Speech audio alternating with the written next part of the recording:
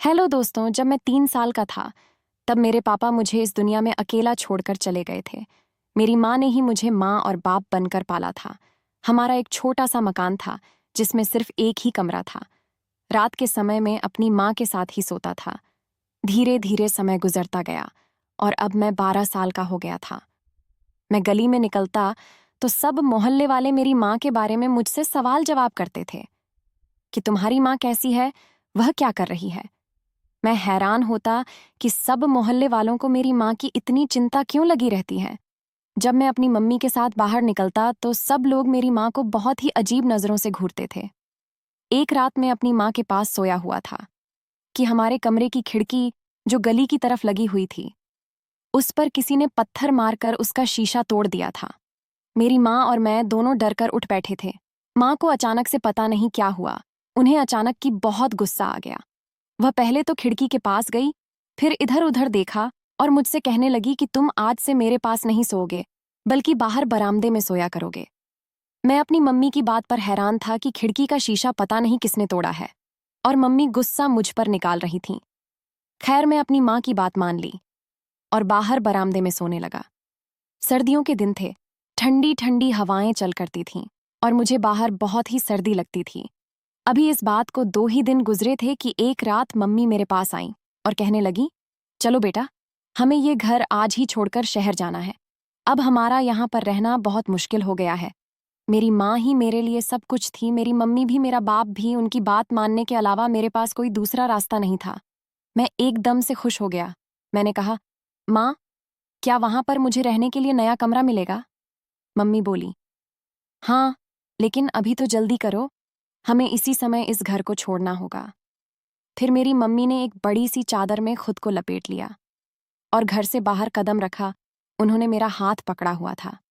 मेरी मम्मी अपने आप को ऐसे घसीटती चली जा रही थीं जैसे उनके पैरों में जान ही नहीं है। मम्मी के पास एक बड़ा सा बैग था जिसमें उन्होंने अपने सारे कपड़े, जेवरात और पैसे वगैरह डाल रखे थे। घर से दूर एक गाड़ी खड़ी थी। ये गाड़ी शायद हमारे ही इंतजार में खड़ी थी। मैंने देखा, गाड़ी वाला हमसे सवाल किए बगैर ही हमारे गाड़ी में बैठते ही गाड़ी को चलाना शुरू कर दिया था। इसका साफ मतलब तो यही था कि वह मेरी मम्मी का जानने वाला था। गाड़ी शहर की तरफ चल पड़ी थी। रात तक हम शहर पहुंच गए थे और अपने नए घर में दाखिल हो चुके थे। ये घर शहर में था। वह आदमी हमें इस घर में छोड़कर चला गया था, पर मम्मी का उसे आदमी के साथ क्या संबंध था, यह मुझे सोचकर अजीब लग रहा था। खैर, वह हमें जिस मकान में छोड़कर गया था, वह घर काफी बड़ा था। मेरी मम्मी ने मुझसे कहा कि अब हमें यहाँ कोई खतरा नहीं है। मैं अपनी मम्मी को देखने लगा और उन्हें घूरता जा रहा था। मैं अचानक से रोने लगा और मैंने कहा, मम्मी, ये सब क्या है? हम यहाँ क्यों आए हैं? मेरे सब दोस्त गांव में ही छूट गए हैं। मेरी बात सुनकर मम्मी बोली, बेटा, अब तुम्हारी उम्र ऐसी थी कि तुम वहां अब और ज्यादा नहीं रह सकते थे। अब तुम धीरे धीरे बड़े और जवान हो रहे हो। वहां पर लोग तुम्हारा जीना मुश्किल कर देते। सबसे बड़ी बात तो यह थी कि वहां लोग तुम्हें मेरे खिलाफ कर देते। मम्मी की बात पर मुझे याद आया कि पिछले दिनों गली के नुक्कड़ पर खड़े एक लड़के ने मुझे और मेरी मम्मी के बारे में बहुत गलत बातें की थीं। घर आकर मैंने अपनी मम्मी को सब कुछ बताया, जिस पर मेरी मम्मी गहरी सोच में डूब गई थी।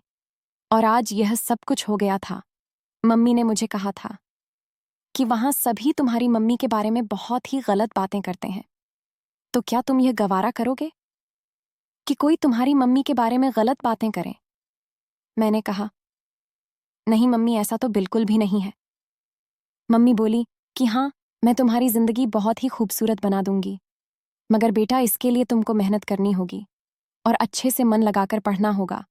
अगले ही दिन मम्मी ने मेरा एक स्कूल में एडमिशन करवा दिया था। अब मैं मन लगाकर पढ़ाई करने लगा था। मुझे किसी चीज़ का होश नहीं था, लेकिन मम्मी घर में पैसे कहाँ से लाती थीं ये मुझे नहीं पता था। लेकिन मम्मी की कुछ अजीबोगरीब बातें जो मुझे अक्सर सोचने पर मजबूर करती थीं। लेकिन जब भी मैं अपनी मम्मी से इस बारे में पूछता हूँ तो मुझे कोई भी जवाब नहीं मिलता था। मेरी मम्मी मुझे टाल दिया करती थी। मम्मी अब मुझे अपने कमरे में सोने नहीं देती थी। एक दिन मुझे अपने कमरे में घुटन का एहसास होने लगा। मैं बाहर निकाल कर आया तो मम्मी बाहर बरामदे में बैठी सब्जी काट रही थी। मैंने मम्मी से कहा, मम्मी बाहर सब लड़के पतंग उड़ा रहे हैं। क्या मैं भी छत पर पतंग उड़ाने चला जाऊं? मगर मम्मी ने मुझे छत पर नहीं जाने दिया। मम्मी बोली, बेटा अब तो बड़ा हो गया है और इस तरह आवारागर्दी करना ठीक नहीं। अपनी पढ़ाई पर ध्यान दें, यही तेरे फ्यूचर के लिए अच्छा होगा। मम्मी की बात सुनकर मुझे गुस्सा आ गया। वह मुझ पर इतनी शक्ति क्यों कर रही थी? मैंने जब छत पर जाने की बहुत जिद दी तो मम्मी ने कहा, बेटा तुम अभी नहीं जा सकते, मेरी बात को समझने की कोशिश करो। मैं बहुत ज्यादा नाराज होकर वापस अपने कमरे में आ गया। मगर आज मुझे बहुत ज्यादा बेचैनी हो रही थी। मैं जानना चाहता था कि मेरी मम्मी ऐसी बातें क्यों करती हैं। अगर मैं छत पर चला जाता तो ऐसा क्या बिगड़ जाता? मम्मी ने मुझे इतनी बेचैन होकर छत पर जाने से क्यों रोका था? मेरा दिल फिर से घबराने लगा और मैं उठकर बाहर आ गया। मम्मी उस समय बाहर नहीं थी। मैं मम्मी के कमरे में चला गया। वहां पर मेरी नज़र मम्मी के कमरे में लगे दूसरे बिस्तर पर पड़ी, तो मैं वहीं खड़ा उस दूसरे बिस्तर को देखता रहा। मेरी मम्मी अपने कपड़े अलमारी में रख रही थी। मैंने मम्मी से कहा, मम्मी मेरा दम घुटता है, क्या मैं यहीं आपके कमरे में सो जाया करूं? फिर मैंने अचानक ही पूछा, मम्मी ये दूसरा बिस्तर आपने किसके लिए लगाया है? मेरे सवाल पर मम्मी अचानक ही घबरा गई और बोली, बेटा मैंने तो ये दूसरा बिस्तर बस ऐसे ही लगा रखा है। मगर क्यों? मैंने फिर मम्मी से पूछा, इस बिस्तर पर कौन सोता है? तुम मुझे तो अपने कमरे में आने नहीं देती। मेरी बात से मेरी मम्मी मुझसे नाराज होने लगी। बोली, तू मुझ पर शक कर रहा है। बेटा मैंने यह दूसरा बस्तर किसी मकसद के लिए लगा रखा है। इस पर तेरे पापा की आत्मा सोती है। मम्मी की बात सुनकर मैं हैरान रह गया था। मैंने अपनी माँ से कहा कि मम्मी अब मैं इतना छोटा बच्चा भी नहीं हूं, इस तरह की बातों से बहल जाऊंगा। अब मेरा शक मम्मी पर बढ़ने लगा था। हर बार जब मैं माँ की कोई नई चीज देखता तो मेरे दिमाग में पिछली सारी बातें आने लगती। मम्मी की बातों पर अब मैं और भी ज्यादा शक करने लगा था। आज भी ऐसा ही महसूस हो रहा था कि आखिर मम्मी ने अपने कमरे में दूसरा बिस्तर क्यों लगा रखा है। मम्मी तो एक ही चारपाई पर सोती है। लेकिन मैंने मम्मी से पूछा तो मम्मी ने कोई जवाब नहीं दिया और मैं चुप हो गया। लेकिन मैंने सोच लिया था कि अब मम्मी की हर हरकत पर नजर रखूंगा और छत पर भी जाया करूंगा। पर उससे पहले ही एक ऐसा हादसा मेरे साथ हो गया जिसने मुझे और भी ज्यादा शक में डाल दिया था। और फिर मम्मी की हकीकत खुलकर मेरे सामने आ गई। हुआ कुछ यूं था, उन दिनों मम्मी से छुपकर मैं एक वर्कशॉप पर काम करने लगा था। मुझे और कोई काम नहीं आता था क्योंकि मैं ज्यादातर पढ़ाई करता था। पर अब मैं कुछ पैसे कमाना चाहता था। मैं चाहता था कि मैं अपने छोटे मोटे खर्चे खुद ही उठाऊं ताकि मम्मी पर ज्यादा बोझ ना बनूं। ना जाने मम्मी पैसे कहाँ से लाती हैं, ये राज आज तक मुझ पर नहीं खुला था। पर मैं यह जरूर जानता था कि मम्मी को पैसों की जरूरत होती है। वह पाई पाई का हिसाब रखते हैं क्योंकि उनके पास पैसे कम होते हैं। हैरत की बात यह थी कि घर में सारे जेवरात वैसे के वैसे ही पड़े थे। मम्मी ने एक जेवर भी नहीं बेचा था, बल्कि अब जेवरों को पहने लगी थी। और मैं जब भी मम्मी को देखता रंगीन कपड़े पहने नजर आती थी। मम्मी को देखता था तो लगता था कि मेरी मम्मी विधवा नहीं है। विधवा औरतें तो सफेद रंग के कपड़े पहने होते हैं और हमेशा ही उदास रहते हैं। मैंने तो अपने गांव में यही देखा था। पर मेरी मम्मी तो उल्टा सज सवर कर रहती थी। खुद को कभी भी बूढ़ा नहीं होने देती, बल्कि अपने चेहरे पर मेकअप किया करती थी। कलाइयों में कांच की चूड़ियां पहनती थीं। पहले मम्मी की बातों पर कभी भी गौर नहीं करता था, पर आज होने वाले हादसे ने मम्मी की तरफ शक करने पर मजबूर कर दिया था।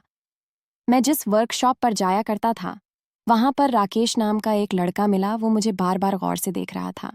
कभी आकर मुझसे कोई बात करने की कोशिश करता तो कभी मुझे पानी का गिलास देता। मैंने कहा, तुम कौन हो? किस गांव से संबंध रखते हो? हम दोनों एक ही गांव के थे। मजे की बात तो यह थी कि वह मेरी माँ को जानता था, मगर मैं उसे नहीं जानता था। हम दोनों एक दूसरे से गले मिलकर बहुत खुश हुए थे। वह कहने लगा, हमें तो पता ही नहीं चला, तुम तो रातों रात गांव को छोड़कर चले गए। हम लोग तो बहुत ज्यादा डर गए थे कि भगवान ना करे तुम लोगों के साथ कोई हादसा तो नहीं हो गया, क्योंकि तुम्हारी मम्मी के तो वैसे भी बहुत सारे लोगों के साथ। यह कहकर उसने अपनी बात अधूरा छोड़ दिया था। मैंने कहा कि अपनी बात पूरी करो, तुम क्या कहना चाहते हो? वह बोला कि नहीं नहीं कुछ नहीं, मैं तो बस ऐसे ही कह रहा था। और सुनाओ, तुम्हारी मम्मी ठीक है? उसमें अजीब से शब्दों में पूछा। उसके शब्दों में नफरत भरी हुई थी। मैंने कहा, हाँ मम्मी, ठीक है। मैंने उससे बहुत कुरीदने की कोशिश की कि वह मुझे इस बारे में कोई और बात भी बताएं, लेकिन उसने मुझे कुछ और नहीं बताया। हाँ, इतना बोला कि तुम जैसे बेटे दया के पात्र होते हो जो अपनी मम्मी के किरदार की वजह से दूसरों के सामने शर्मिंदा होते हैं।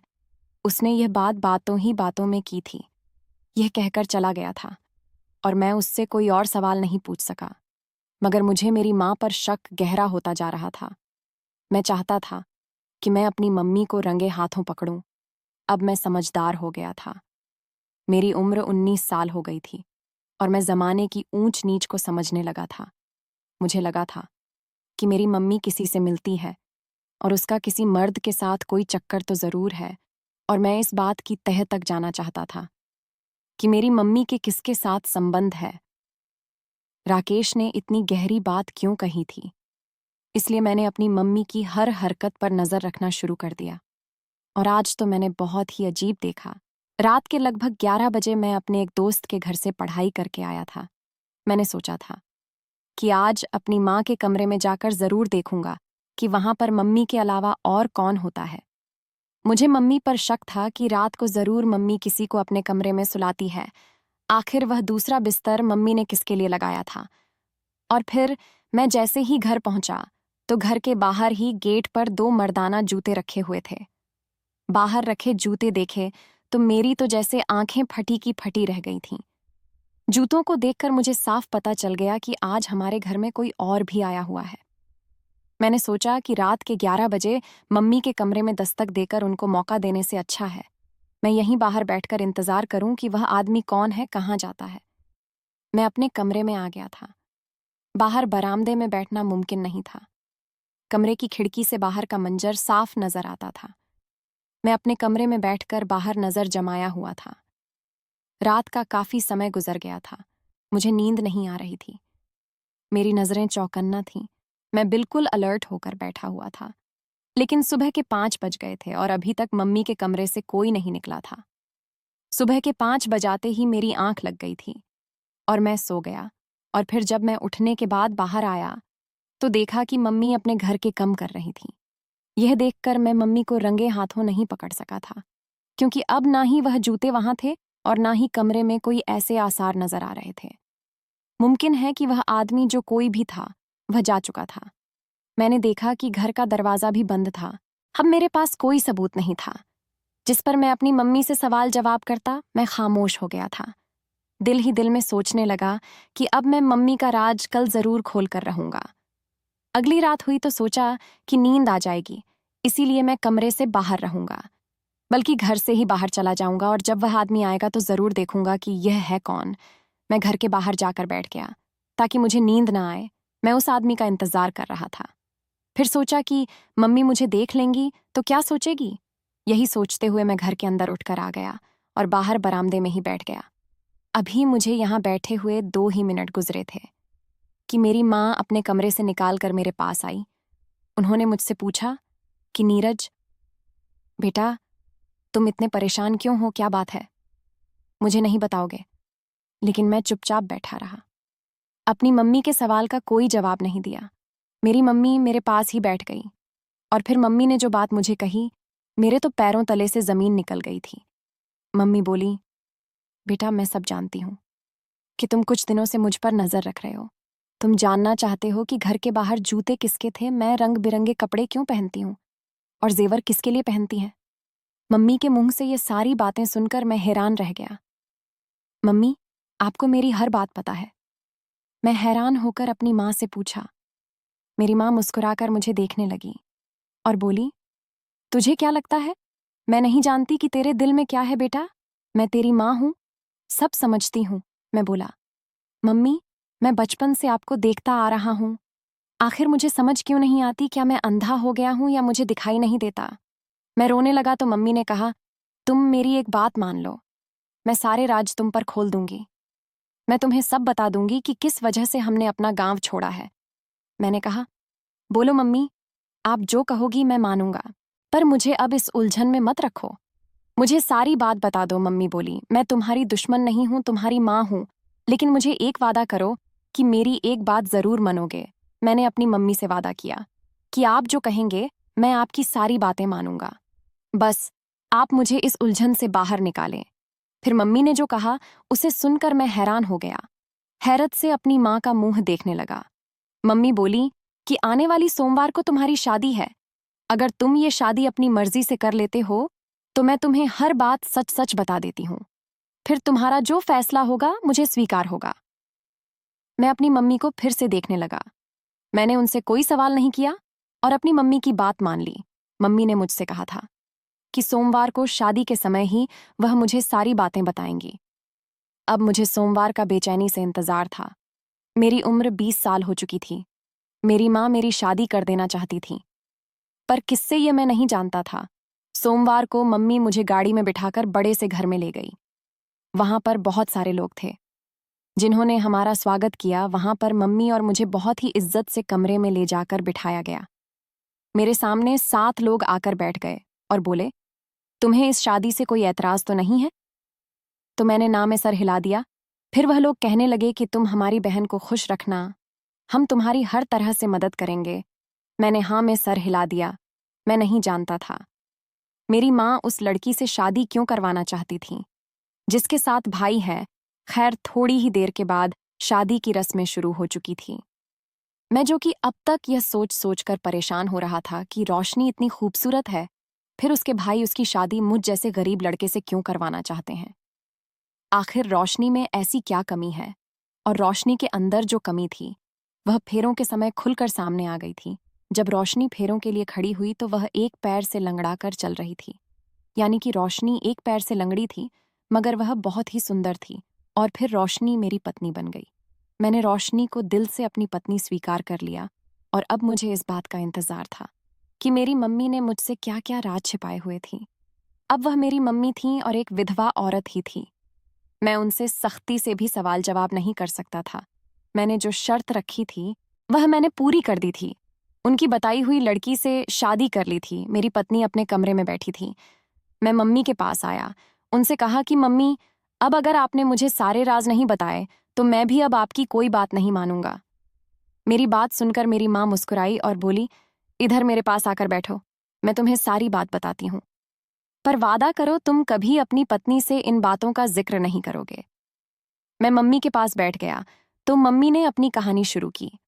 मम्मी बोली, देखो बेटा, इस समाज में औरत कितनी भी पवित्र क्यों ना हो, उसे शक की नजरों से ही देखा जाता है, क्योंकि यह समाज ही मर्दों का समाज है। अकेली औरत पर यह समाज इल्जाम जरूर लगाता है। गांव में भी मेरे साथ ऐसा ही हुआ था। हमारा छोटा सा घर था, तुम मेरे पास सोते थे और गांव में बहुत से घटिया लोगों की नजर मुझ पर थी। हमारे कमरे की खिड़की गली की तरफ खुलती थी। उस शीशे वाली खिड़की से सब कुछ साफ तो नजर नहीं आता था, मगर यह जरूर पता चल जाता था कि कमरे में कितने लोग हैं। जब हम माँ बेटा कमरे में एक ही बिस्तर पर होते थे तो कुछ गंदे दिमाग के लोगों की हम पर गलत निगाहें होती थीं, और वह अपने गंदे दिमाग में यही सोचते थे कि रात के समय कमरे में मेरे साथ कोई मर्द मौजूद है। वह लोग मुझे एक बद किरदार औरत समझते थे।